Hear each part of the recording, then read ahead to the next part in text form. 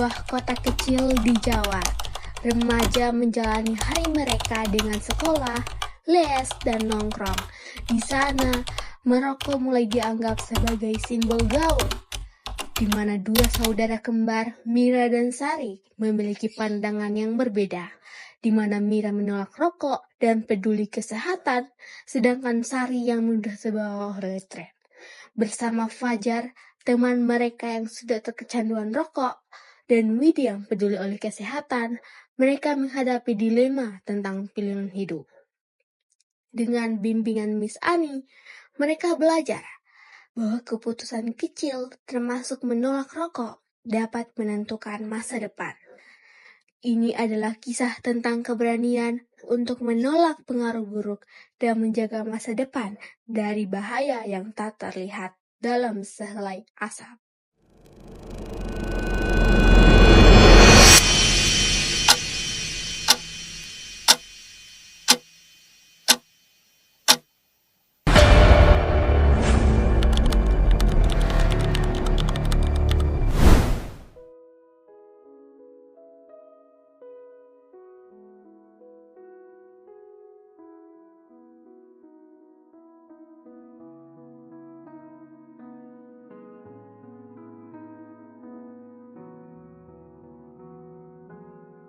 Wah, gak nyangka merokok ternyata seenak ini.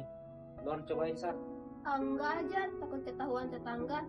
Alah, lihat tuh banyak anak-anak di luar sana ngerokok. Itu buat gaya, buat ngetren.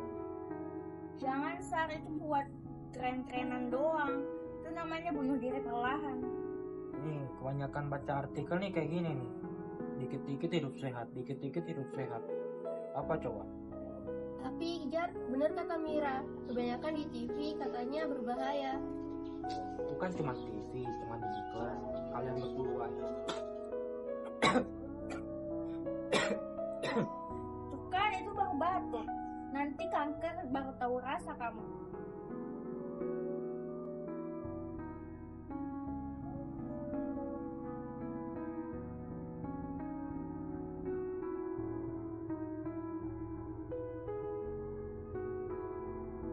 Hai guys. Sorry baru join soalnya abis kelar latihan nih. Lagi apa nih? Lagi latihan nyanyi.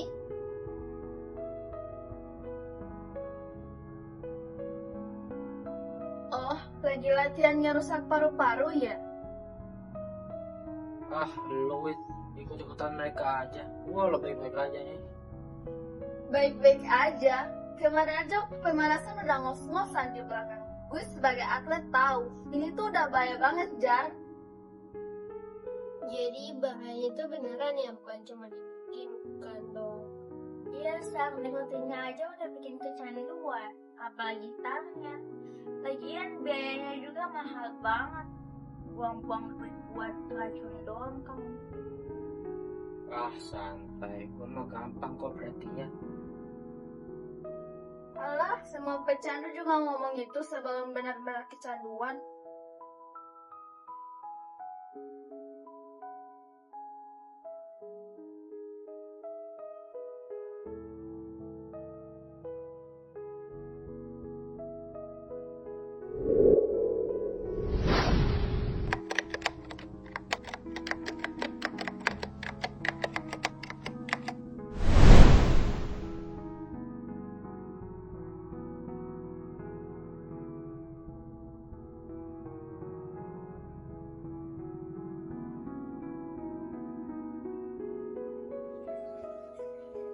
Ada yang bisa Miss bantu, Nak? Kamu terlihat gelisah, Sari. Kenapa? Miss, saya kemarin hampir ikut-ikutan ngerokok kayak Fajar. Dia bilang itu keren. Iya, Miss. Sari kemarin hampir terpengaruh sama Fajar. Dan Fajar juga saya khawatir dengan keadaannya yang batunya itu semakin hari semakin parah, Miss. Dan performa olahraganya juga menurun, Miss. Katanya sih dia bisa berhenti kapan aja. Padahal kan kalau udah kecanduan susah berhentinya. Ini situasi yang serius. Fajar butuh bantuan kita dan bukan penghakiman. Dan kamu, Sari, kamu sudah mengambil langkah yang tepat dengan tidak mencobanya. Coba kalian lihat.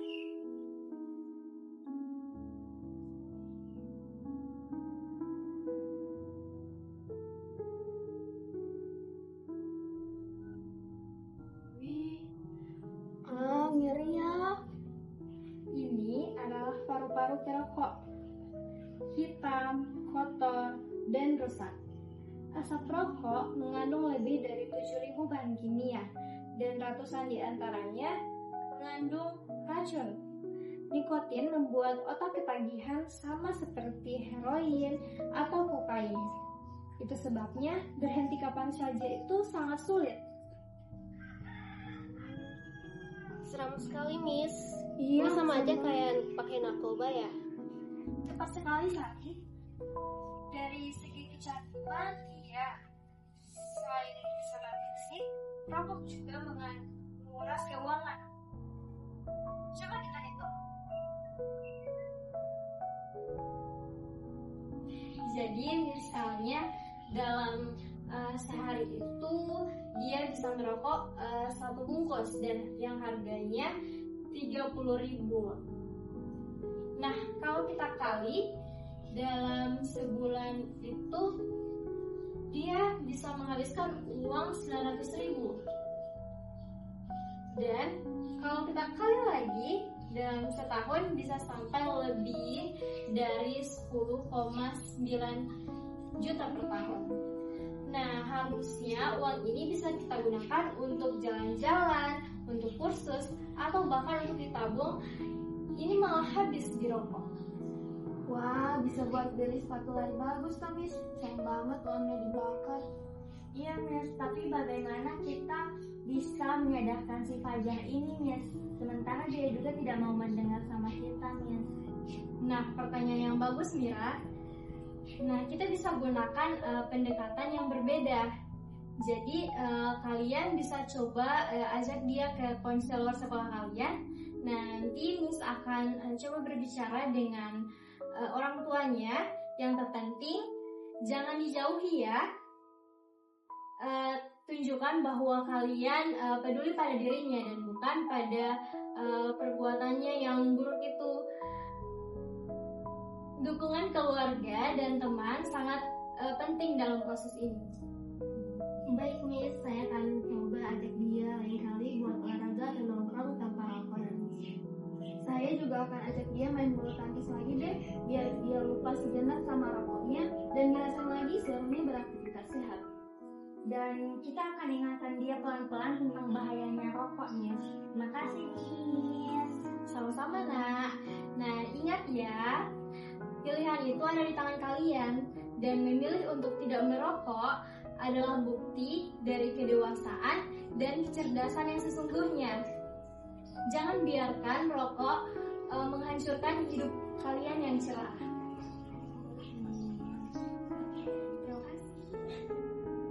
Pesan inti dari drama kami yaitu merokok bukan simbol kedewasaan, justru sebaliknya. Rokok berbahaya bagi kesehatan, keuangan, dan masa depan. Kecanduan rokok sangat nyata dan sulit untuk dihentikan. Dan dukungan sosial dari teman yang peduli sangat penting untuk membantu seseorang keluar dari kebiasaan buruk.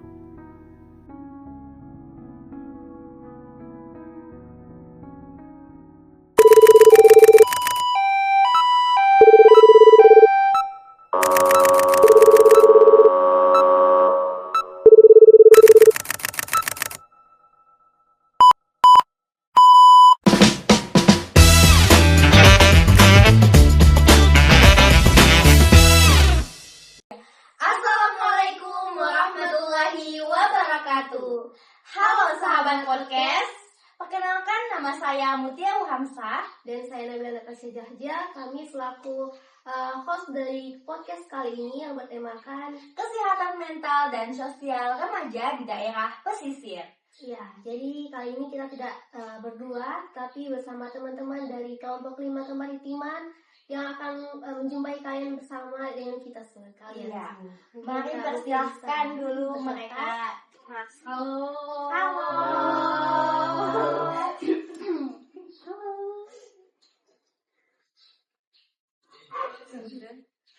Oke.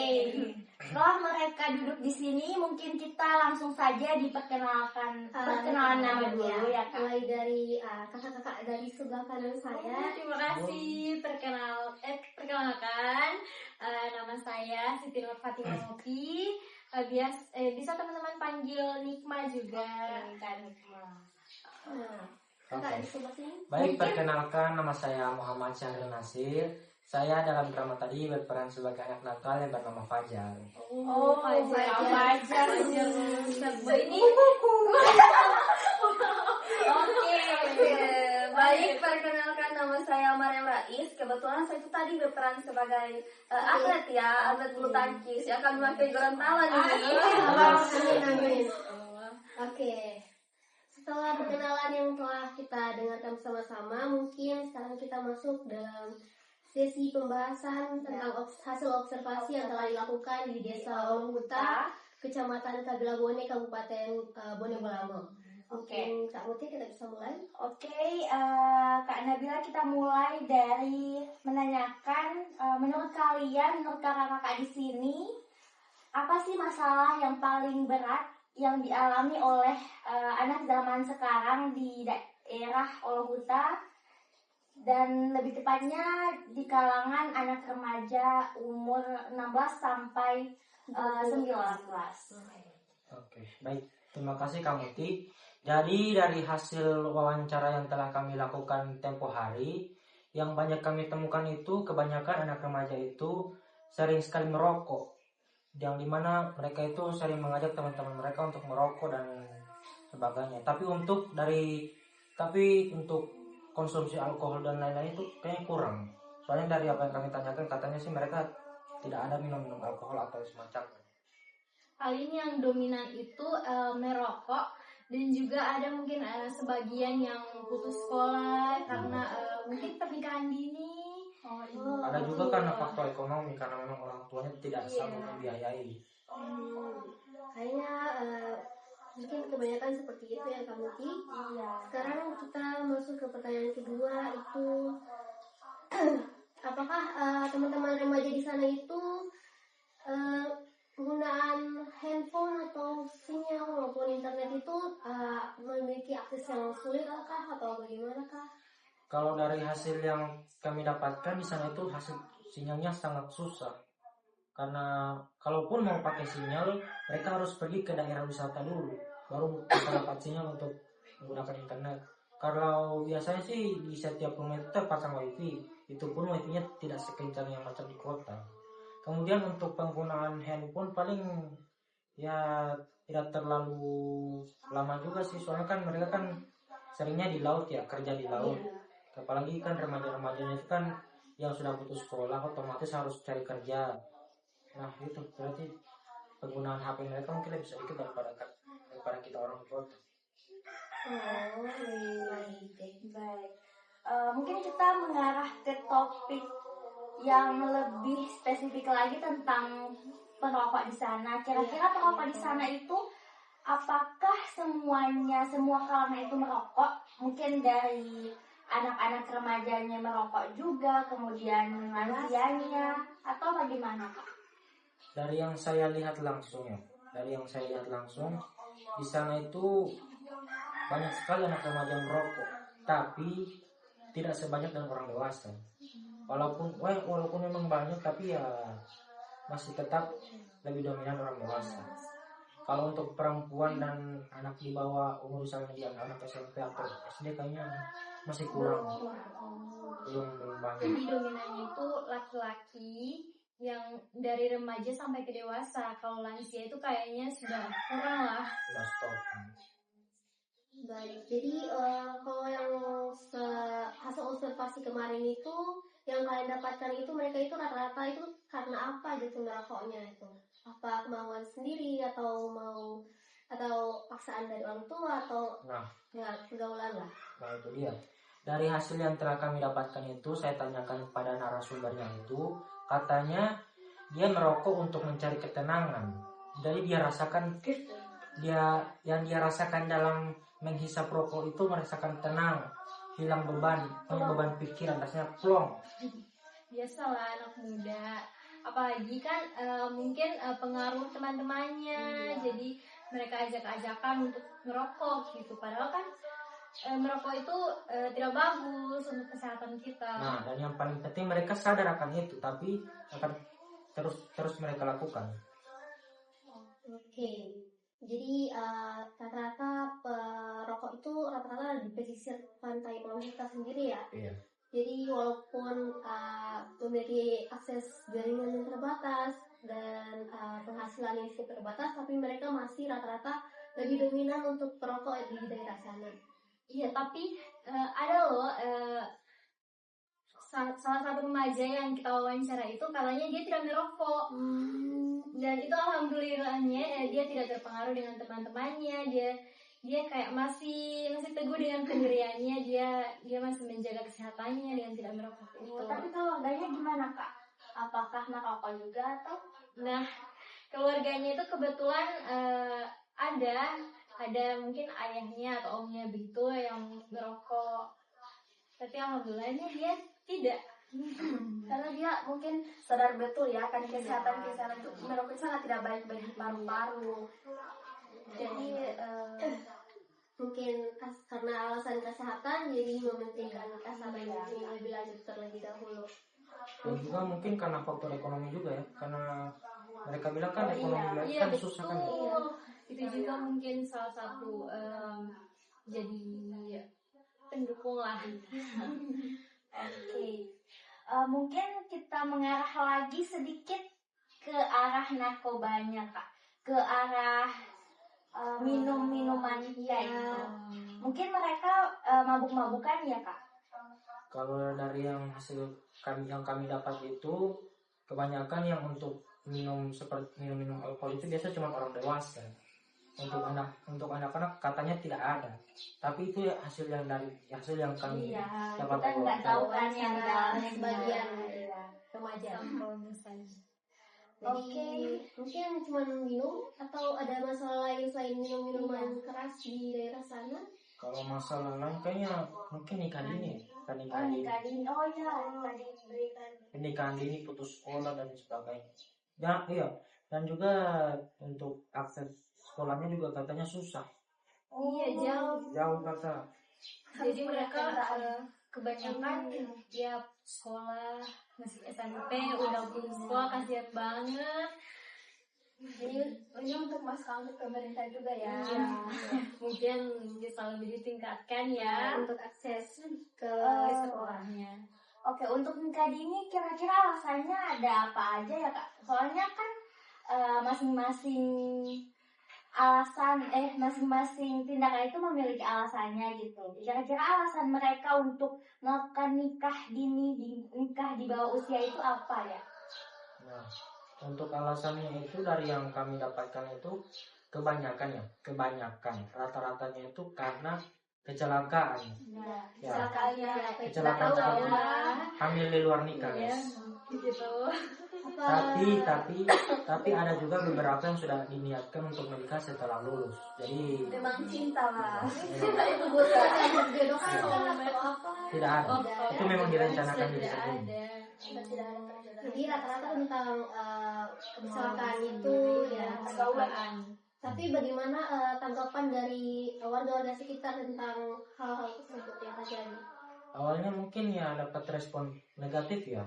Pastilah Pasti. jadi Pasti dapat respon negatif. Lama-lama pasti menerima. Tapi lama-lama pasti para tetangga juga ikut mendukung karena ya mau bagaimana lagi. Sudah terjadi. Terus kira-kira adakah masalah setelah pernikahan dini itu, misalnya mungkin masalah faktor usia karena belum cukup umur. Nah, betul itu. Karena kan rata-rata ini kamu muda kan itu kan masih usianya masih labil sekali ya, emosi. Belum matang. Bagaimana cara mengelola emosinya kan masih labil, belum stabil. Jadi kan cara untuk menghadapi masalahnya itu masih sulit. Kemudian untuk ekonominya juga kan ini kan masih di bawah umur. Jadi kemampuan untuk mencari nafkahnya itu belum terasa dengan baik. Mungkin seperti itu Kak. Kesiapannya. Ya, kesiapannya untuk dan masih ditanggung oleh orang tua juga. iya itu Jadi gitu. bukan orang tua saja. Ya itu dia yang jadi masalah. Mungkin kita masuk pada pertanyaan terakhir mengenai pengaruh-pengaruh kepada para wisatawan yang datang di Olohuta itu menurut kalian apakah rata-rata dari wisatawan itu terpengaruhkah oleh budaya-budaya yang ada di Olohuta itu atau tidak? Kalau dari yang saya lihat sih sebenarnya tidak ada sih ya. Tidak ada pengaruh apa-apa. Tapi kata dari warga lokal dari sana katanya mereka itu berharap jika wisatawan dari kota bisa datang ke tempat mereka agar ekonomi mereka bisa terus berkembang lagi sih. Jadi kan bisa rakyat di daerah pesisir kan bisa makmur hidup ini. Mungkin itu sinyal dari mereka untuk pemerintah ya agar bisa lebih berkembang. Perhatikan lagi daerah pesisir. Ya, karena jujur itu ya wisatanya sangat bagus sekali. Iya itu wisatanya bagus. Oke, itu tadi podcast dari kami kelompok 5. Iya, terima kasih sudah menonton video kami selama kurang lebih dari 12 menit lebih ya. Oke, sambung dengan drama juga ya kan. Oke, kami pamit undur diri selaku host dan narasumber kita kali ini. Wassalamualaikum warahmatullahi wabarakatuh. Dadah.